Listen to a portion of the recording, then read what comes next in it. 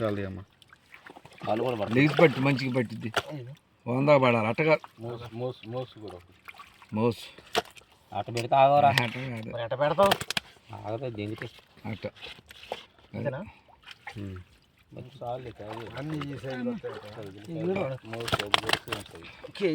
మనం చేద్దాం అనుకుంటే కేజీ షాప్ బొచ్చుకూడదు. కేజీ బొచ్చుకూడదు.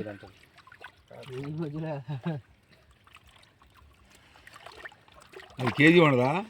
అది నీ కాలు కాడ అది కాదా?